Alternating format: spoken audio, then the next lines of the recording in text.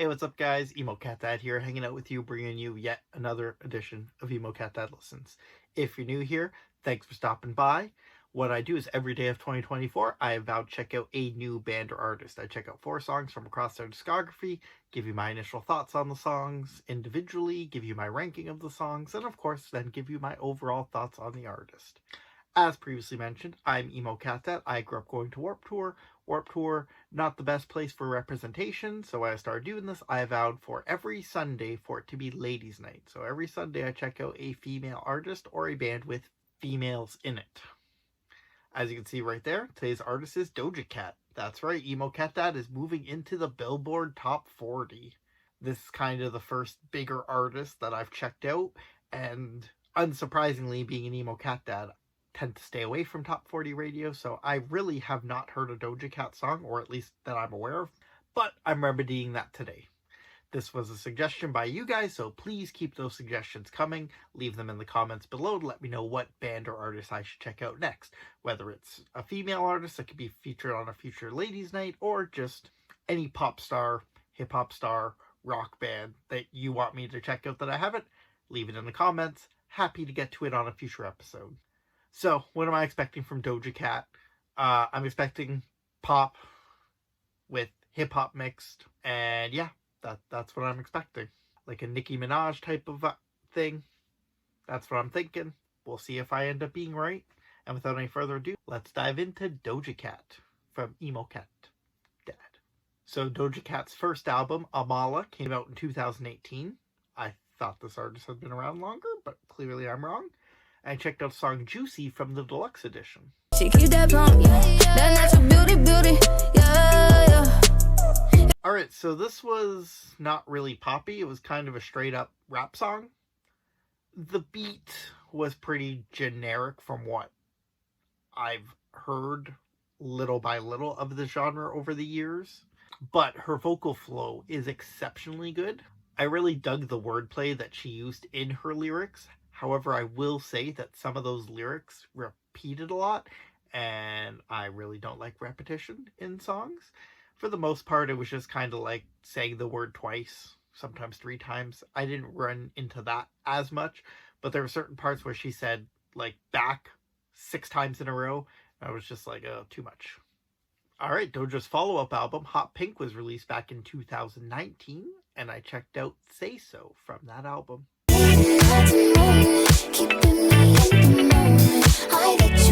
Alright, now this is pop, and it's so fun. Doja Cat's throwing it back to like the solid gold era with this music. The chorus is so catchy. It's a shame that they just repeat the entire chorus twice instead of giving us like a second chorus, which I love me a double chorus. I would have liked that a lot more than just repeating the same 6 or 8 bars twice. So this is the first time I really hear Doja singing, and she's actually got a really good voice. So I hope she does more of this. But don't worry, there's still a nice rap verse in the latter half that kind of breaks up the singing, and honestly it worked so well because of that. But the lyrics stopped with like 58 seconds left in the song, so long outros are not my jam. There was like a little bit of interesting things going on in that last 58 seconds, but not enough to justify that. Alright, so 2021, Doja Cat released her next album, Planet Her, and the most streamed song off that is Kiss Me More, featuring SZA.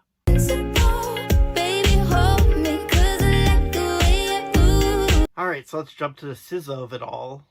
Her feature was fine. I liked when SZA and Doja Cat harmonized in the one chorus after SZA's featured verse. That verse, though, probably would have rather heard what Doja Cat brought to the table. Speaking of that chorus, what did I just say in the last song? I wish there was a double chorus instead of just repeating the same lines. On this track, we get a double chorus. So good. But musically, this is a light version of Say So. Don't mean light musically, I mean not nearly as interesting, and especially the way I listen to these, where this immediately followed. It doesn't hold a candle to Say So, but it still tries to. And last but not least, Doja Cat released the album Scarlet last year in 2023, and the most popular song off that, which is approaching 1 billion streams, is Paint the Town Red.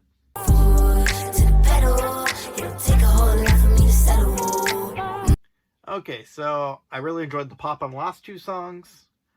The pop is basically gone here. There is like a little tinge of like Motown, but it's mostly modern hip hop, and it kind of leans the stripper fight music route, like Cardi B. Not a big fan of that, unfortunately. And the Walk On By sample got old to me real quick. Alright, so those are 4 tracks I checked out from Doja Cat. Let's rank them. At number 1, Say So. This appears to be one of her biggest songs from the early era, and I could see why. It worked for me all the way through until the lyrics ended. After that, we got a long outro that I didn't dig, but you know, that's what the little skip button is for going forward when I check that song out. At 2, Kiss Me More. I basically called this the Say So Light, so obviously it was going to come in just underneath it. The feature from SZA, like I said, the harmonizing was really good, and I wish we got more of that, but her actual verse, I feel like Doja could have done better. At 3, I'm going Juicy. This was a nice introduction to Doja Cat. It was more hip-hop flavored than I had expected, but it introduced me to her lyrics and her vocal flow when she raps, and honestly, I enjoyed both of those things on this track. At 4, Paint the Town Red. I don't think I'll ever choose to listen to the song again. Doja's vocal flow is still as good as ever, but I feel like even her lyrics took a step back here, and that sample just being so overused. I know that's a staple in hip-hop music now, but I like a good sample. I love Beastie Boys' Paul's Boutique, which is sample heavy, but it needs to not be overdone, and the fact that she basically used it at the end of every bar didn't do anything for me.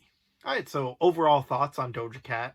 Great vocals. I never once complained about her vocals, and I will not, because she's very talented, whether she's doing her rap flow, which I do enjoy quite a bit, or her singing voice, which is also quite good.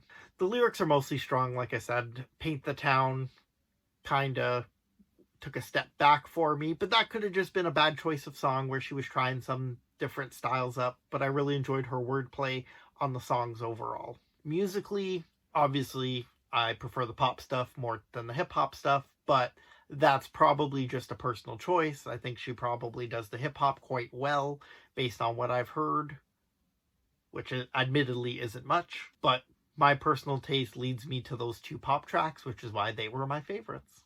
Alright guys, thank you so much for hanging out with me. I'm your friendly neighborhood Emo Cat Dad.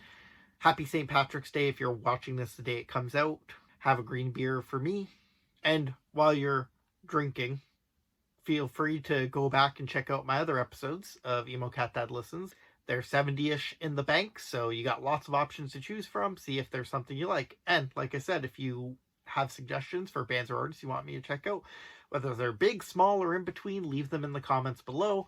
I'd love to check them out and get to them and be a part of the conversation. Let me know what you think of Doja Cat. Are there better top 40 artists out there? Let me know. But most importantly, if you're new here, I'd like you to do me a favor, and that's come along for the ride. And the easiest way to do that is if you cut my wrist and hit subscribe. Friendly neighborhood Emo Cat Dad signing off. Until next time, I want to hear you sad.